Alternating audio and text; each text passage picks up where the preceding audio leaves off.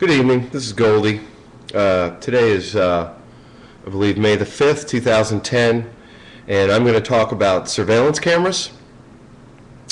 I've been trying to figure out what's the best way to transmit this information, and I'm going to start out by reading to you a citizen communication speech that I was going to read on May the 3rd, 2010. It's a 3-minute speech.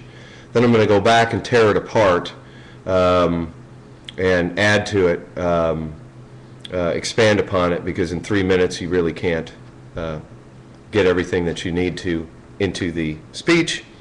This is to the Public Safety Commission of the City of Austin. This is a group appointed by the City Council.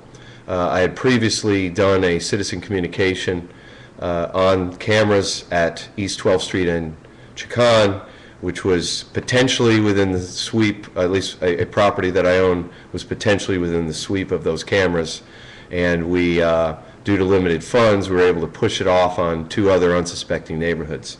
So I'm going to go ahead and read the speech, and then I'm going to turn this into a way that an individual could potentially talk to and lobby a city council member with objections and unanswered questions, that without these questions being answered, it's impossible for a council member to recommend putting these cameras anywhere. And I'm not going to use my real name. My current nickname is Goldie. Mr. Chairman, Commissioners, my name is Goldie, and I'm a property owner that may be within the sweep of the public safety cameras, surveillance cameras proposed for downtown. On February 4th, 2010, I gave a citizen communication speech to City Council regarding the proposed cameras at 12th and Chicon. Due to our loud objections, we got APD to temporarily throw the cameras upon unsuspecting residents downtown and at Runberg Lane. The problems with the cameras have not gone away. Leading up to February 4th, I had been in contact with Commander Gay and several council members. I angrily asked questions for which no one had any answers. Following such non-answers, I realized that a disaster was about to happen for which the City of Austin would have substantial monetary liability. I assume that you were trying to gauge community input on this issue. Community input would have to include every single property owner, resident, and tenant with any surveillance camera sweep, and not your normal neighborhood contact planning team, or for that matter, any neighborhood group that would be outside of that sweep. Commander Gay and the APD have not answered where the cameras will be located, what will be the extent of their sweep, how strong the lenses will be, 10,000 to 1 like in London or on the Mansfield Dam, who will have access to the streams and recordings, anyone in APD or the Fusion Center or the Downtown Austin Alliance who might be chipping in for the cameras, whether they will be monitored and by whom. APD has contradicted itself on this issue. Or how long and on what basis the recordings, if any, will be kept. How can any commission possibly make an informed decision or recommendation regarding placing these highly intrusive cameras in residential areas without the answers to these questions? How do you get community input until you determine the community that's affected? Since we don't have the answer to any of these key questions, and we can't actually determine the community from which we want input, it is then impossible, let me say it again, impossible for any commission or individual to vote, suggest, or presume to recommend these cameras at downtown locations, Runberg Lane, or any other location. The bottom line is that there is no valid community input on this issue. Following my citizen communication, I was cornered by several APD officers who verbally assured me that my concerns were unjustified and I should have no worries, as APD will have mechanisms in place to make sure that there would not be a repeat of the type of disaster that had 2 FBI agents viewing recordings from private mall security cameras of girls changing into prom dresses in West Virginia. I have attached a copy of that clipping for your reading enjoyment. We've seen what fail-safe mechanisms mean in the Gulf of Mexico and a resulting oil spill catastrophe that will be far worse than the Exxon Valdez. Vague assurances of fail-safe by the APD does not convince me that the City of Austin has the right to impose these privacy-intruding cameras on anyone. What right does APD or this commission have to consent to this personal intrusion on my behalf? My outrage is that this is not a zoning or land use case or a case about heights or uses. This is the ultimate intrusion, the ultimate taking. the taking of me, and the intrusion into my bedroom, bathroom, living room, and my property. How dare you presume to give up my sacred and constitutional right to privacy to APD and the Fusion Center without a search warrant? This surveillance cannot be done safely and securely. A weak assurance by APD will not possibly safeguard these personal and private images. An important question to ask is, what is the potential liability of the city and APD for the unauthorized and damaging distribution of these images to YouTube? Do we really need to pay for more losing lawsuits due to an ineffective method of policing?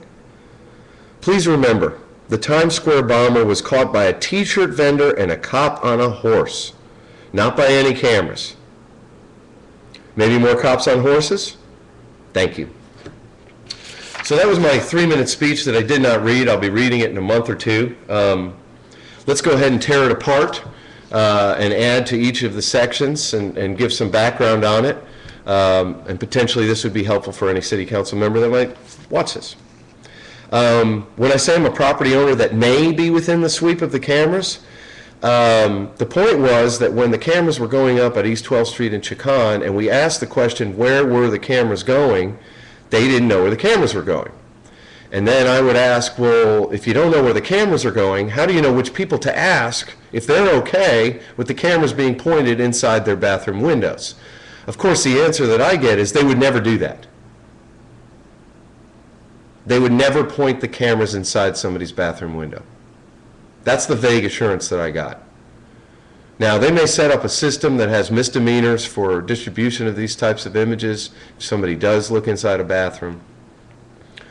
But it's not going to be significant enough to prevent this from happening. It is going to happen. It has happened in West Virginia. I just give one example. There are many examples, but I give at least one example of a couple of FBI guys watching some cameras of girls changing into prom dresses. There were private security cameras. These weren't even surveillance cameras set up by the city. In any event, until they know where the cameras are going to be located, how do we know who to ask if they're okay for the cameras to be focused on their properties? And if they're only focusing them on the streets of this intersection, are the crimes going to continue to occur on the streets, or are they just going to duck behind the houses? The original cameras were going to be installed as a part of a Department of Justice grant to the city for violent and property crime.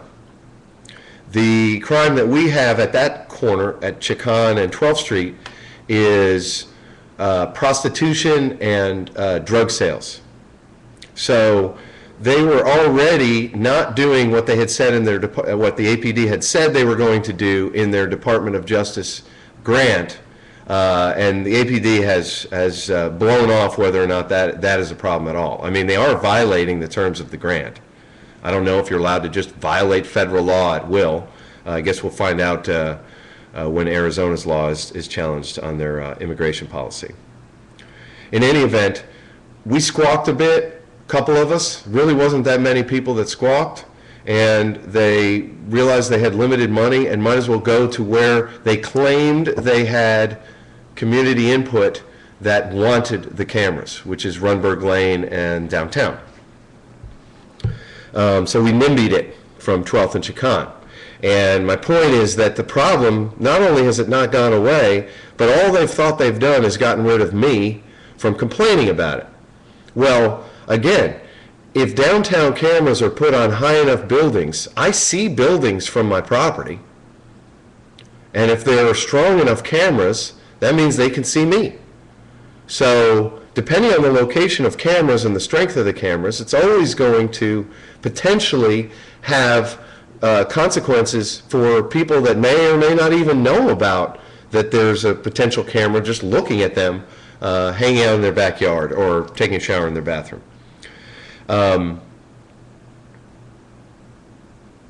Again, the community input was asked for by one of the council members, and that's when they went to one of the neighborhood planning teams, which is the Organization of Central East Austin Neighborhoods, OCEAN, and our neighborhood, Sweet Hill, is one of those OCEAN members, and the proponents were longtime residents who were actually worried about school children walking to the bus past these drug sales.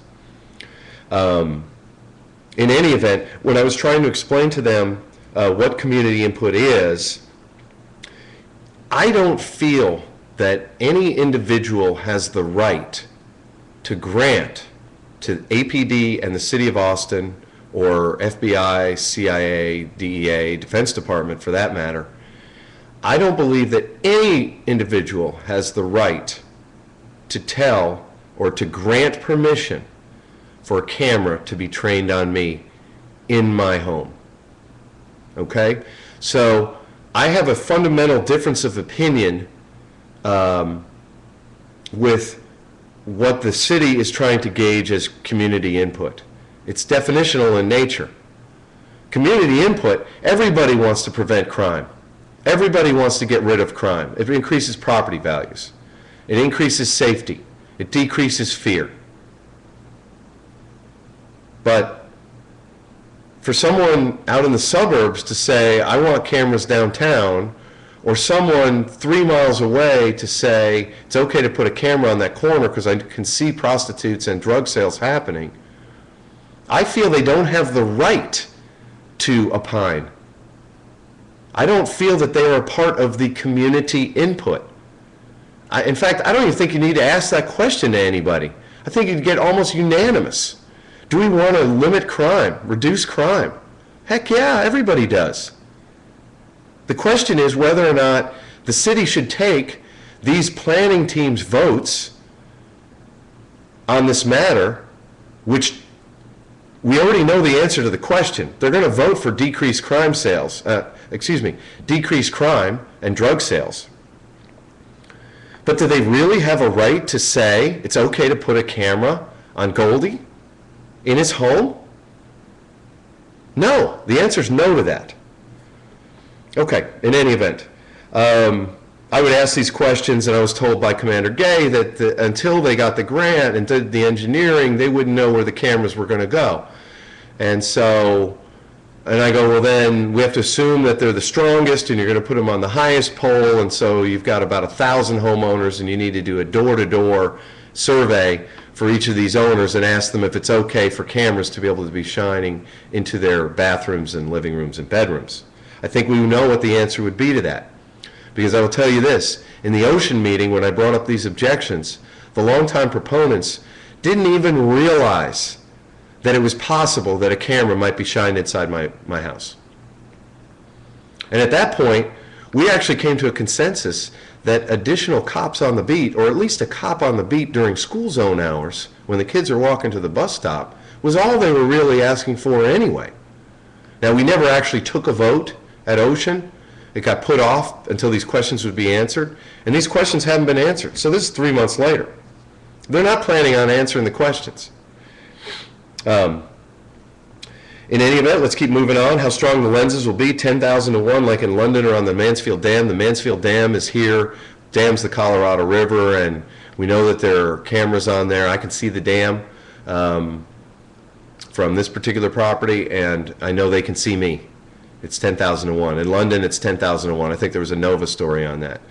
And in fact, as you may know, London has spent over £1 billion, which is more than $1, putting cameras on almost every corner, every street, every public location in London. And they've had absolutely no significant crime prevention from those cameras.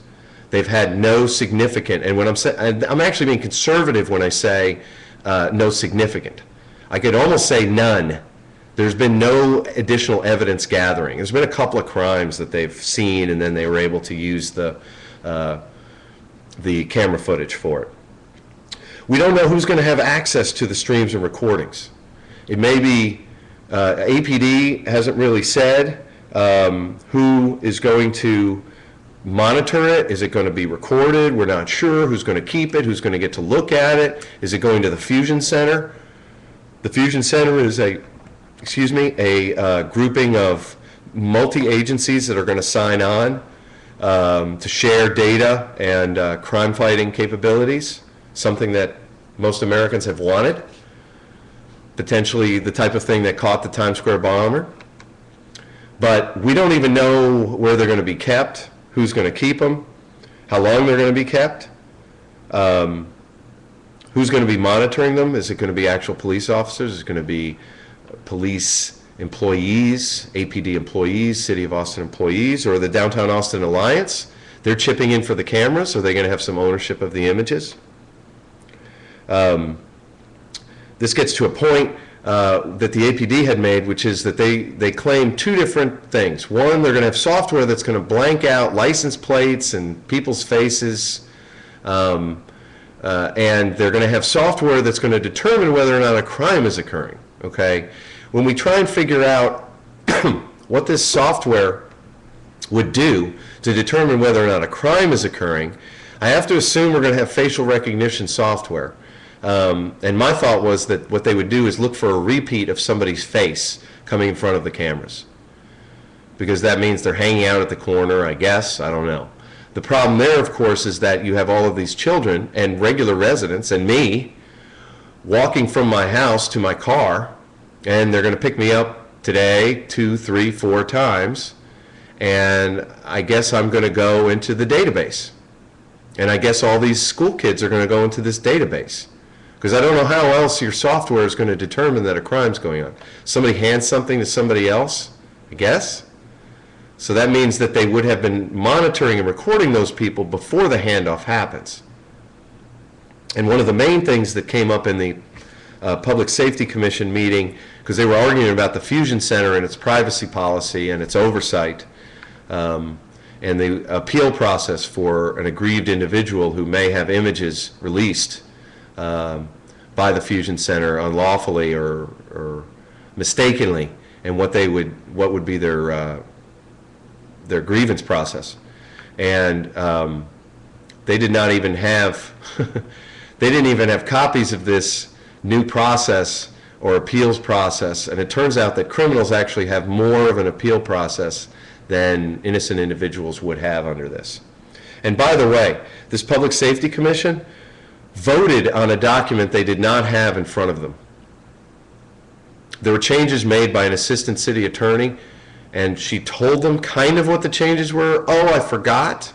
Oh, and then I forgot to tell you this. And they voted to recommend to the city to move ahead with this interagency agreement without those 3 main things: the oversight, the appeals process, and I can't remember the third one. Okay, that was a slight digression on the Fusion Center, but the Fusion Center is where these images are going to end up. They're going to go through APD somehow, and they're going to end up in this Fusion Center, and then they're going to go in a national database. Now, my point was, when we go through all of these questions for which there are no answers currently, notwithstanding the Public Safety Commission's approval of the Fusion Center without answering their questions, how can they possibly make a recommendation to anybody to put cameras in areas that might shine into a home or a business? How can they possibly make that recommendation without the answers to these questions? Because we don't even know the extent of the problems until we have the answers to these questions. They say that they're going to be transmitting the images via Wi-Fi. Well, if you've ever gone to a place that has free Wi-Fi, it always warns you, your computer warns you that this is not secure. And notwithstanding the fact that you may have an antivirus thing on here or an anti-hacking type of program, if these guys want to get, I'm talking about hackers, if they want to get something from a Wi-Fi that's being transmitted, they can get it. We know that, I know that, you know that. They're saying that they're going to transmit these things via Wi-Fi to mobile vans or cars that are going to then transmit them on or look at them. They don't even know how they're going to use it. I mean, this is free money. And we know in reality that the money is going to be taken by the APD and by the city.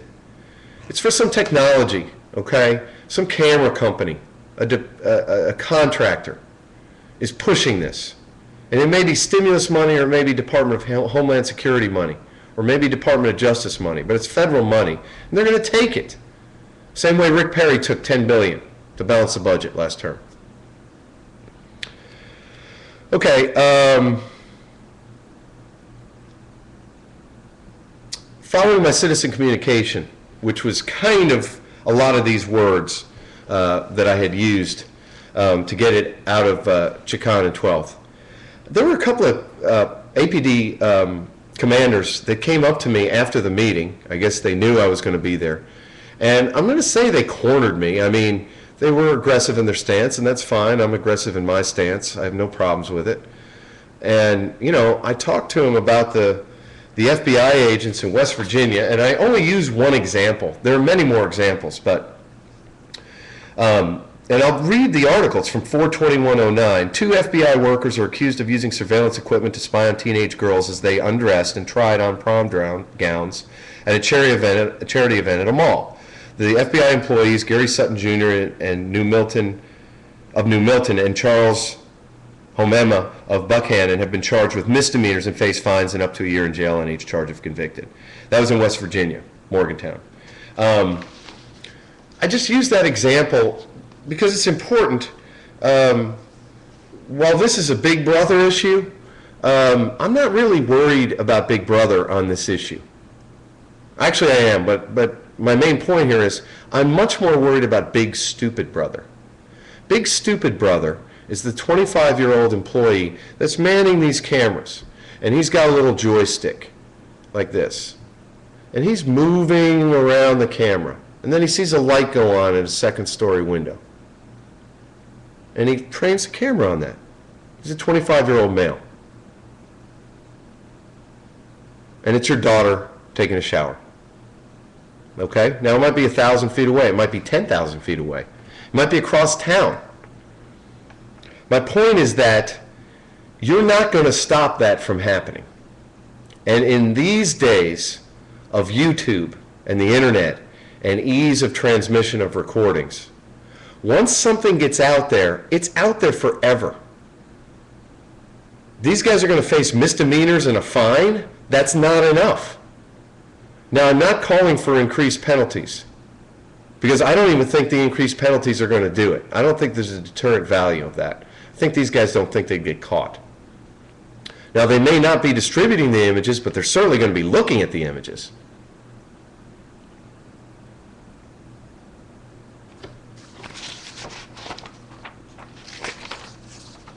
Now, when I was cornered, these cops were, police officers were telling me, I'm not saying they said the words fail-safe. I'm using that now because we heard fail-safe out of the disaster in the Gulf, current oil disaster, the BP disaster. But I'm using those words because they're saying that's not going to happen. Somebody telling me something's not going to happen that I know is going to happen? Think about it. When you were 25 and a male, if you had a camera, I mean, there's telescopes all over this town. People are looking in windows. That's just what they do. Getting to the next paragraph, when I ask what right does the APD or this commission have to consent to this personal intrusion, they don't have a right. That's my point. The cops want more surveillance. They want more data. They want to listen to every phone call. I understand. If I was a crime fighter, I'd want to listen to every single phone call, innocent or not. I'd want to search every person. I'd want X-ray machines. I'd want those body scanners, which I just went through, by the way, everywhere. But the right to privacy and the right to be free from unreasonable search and seizure is a Fourth Amendment right, a Tea Party right, a constitutional right. This is not, and when I say, I'm not talking about a zoning or a land use case or a case about heights or uses. I don't care about that stuff. I mean, you might care because the building's going to be another story higher that overlooks your backyard. But this is something much more significant. This is something way beyond. I mean, if you watch Glenn Beck, he talks about constitutional rights, the Constitution. You listen to Hannity, you watch Hannity, you even listen to Sarah Palin. She talks about constitutional rights being important.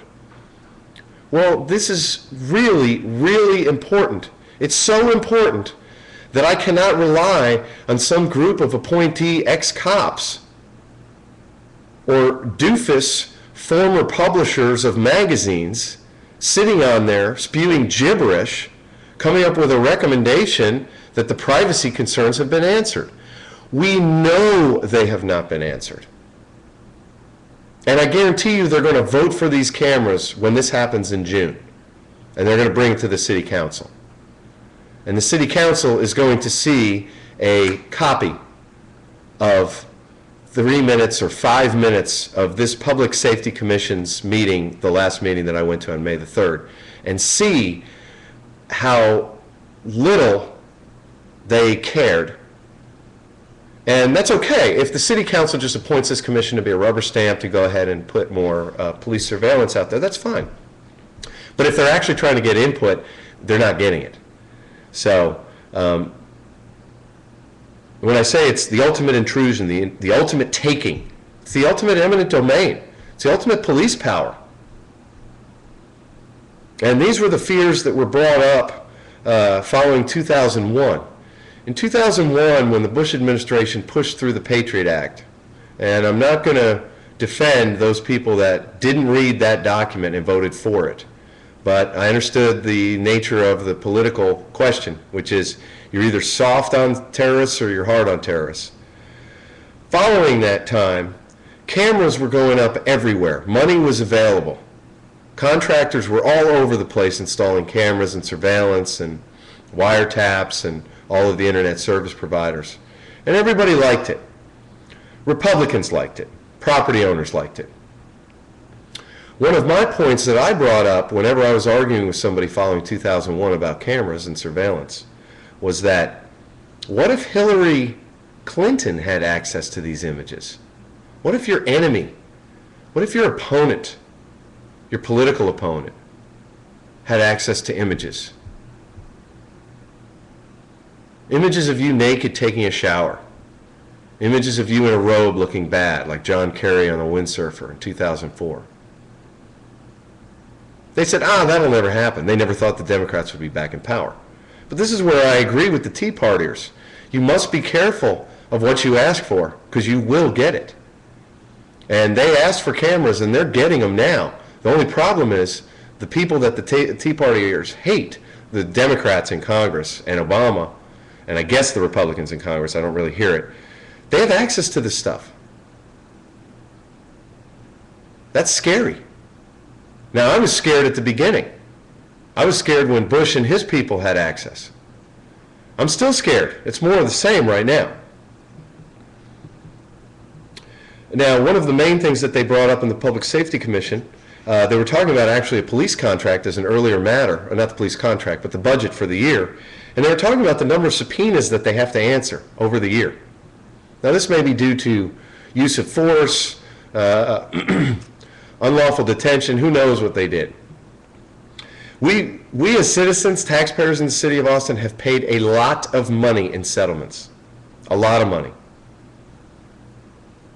And my point here was, what was the potential liability of the city and APD for the unauthorized and damaging distribution of these images to YouTube? If these things get out, and it was your daughter, naked, showering, what would you sue for? What would you sue? You would sue the city. You'd sue everybody. Now, they may end up being exempt from this. If there's an exemption from liability, then they've now proven my case. You have absolutely no way, no possible way to be compensated for the damage that's going to be done to you. And that's a question that's also not answered. Now, we read in the COPS narrative, COPS narrative, one of the main advantages of putting up cameras is it lowers the fear factor, or excuse me, it lowers the fear that individuals have about crime. That's probably because it pushes the crime around the buildings. I mean, once people know where the cameras are you going to do a crime in front of the cameras? Well, that means you need to keep putting cameras everywhere. Just think. Think about that. The answer is obvious. Now, my nickname is Mr. Anecdotal because I don't have any facts and figures on that. But if I was committing a crime, I wouldn't do it in front of a camera. So of course it's going to lower the amount of fear that a person has, because they know a crime's not going to happen in front of that camera.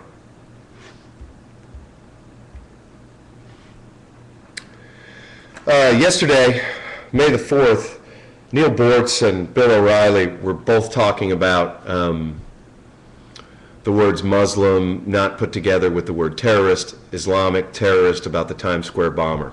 And they were trying to come up with anything at all possible to spin a negative view of the quick 53-hour catching of this particular criminal. Bill O'Reilly, in his talking, maybe it's the word of the day or talking point of the day, was complaining about the ACLU being opposed to surveillance cameras. And he claimed that surveillance cameras caught this terrorist. That's actually a lie, okay? Now, I'm not going to focus on his lie. I'm just going to focus on his message for a moment. It's quite obvious that he wants more cameras. It's probably because one of his sponsors is Halliburton, or News Corp sponsor is Halliburton, or one of the defense contractors that are putting in these cameras. But in any event, he said exactly the opposite thing. It was a t-shirt vendor who saw the car smoking. Then he alerted a cop. Then the cops came down, and the bomb squad went underneath. The VIN number was shaved off of the easy area in the windshield, and they went and looked on the engine. They found it. They were able to find out who it was registered to. Then they found her phone records, and then they were able to see who the calls came from, and then they found the name of the person who bought the disposable phone, who had that phone number. That is called police work, regular police work. That is how you catch criminals. Surveillance camera, all that did was show the car, and it showed some other guy taking off his shirt who wasn't the guy. But a good question to ask, which I'm not going to answer right now, is why does Bill O'Reilly think that surveillance, or why is he putting out the message that surveillance cameras caught this criminal?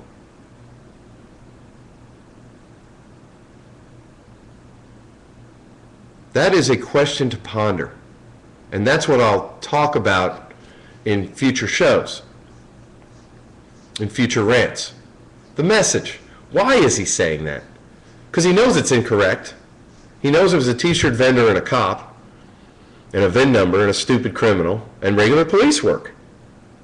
Similarly, here, if we would just put another Mike the Cop from Abbott and Costello, the TV show, on the beat during the time that the school kids are walking past there, we'll answer the current concerns of the longtime residents who've been asking for this.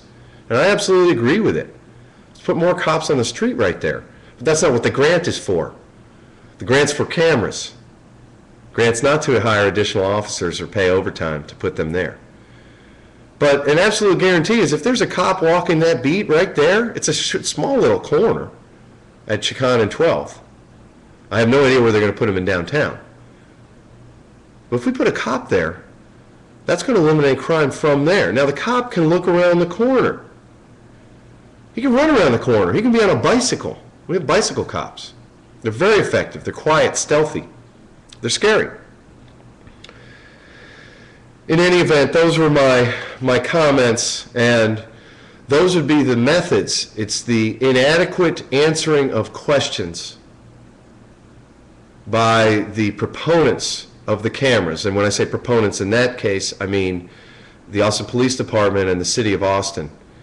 As well as whoever is putting together the Fusion Center and who's got the money for the Fusion Center, that's just wanting more cameras. And in this time of job losses, it's going to be almost impossible to stop any money that's being sent to you by the federal government. Everybody's going to take the money.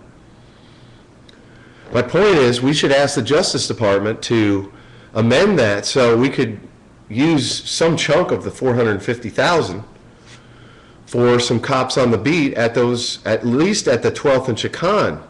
And I didn't mean, when I was objecting to the cameras going at 12th and Chicon, I didn't mean for the residents, the longtime residents' fears to be just blown off and have these cameras pushed off to other parts of town.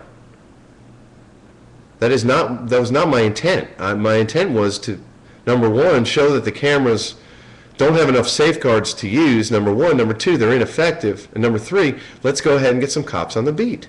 It's a legitimate concern. It's not being answered by these cameras. So I hope this has been helpful. This is Goldy's rant.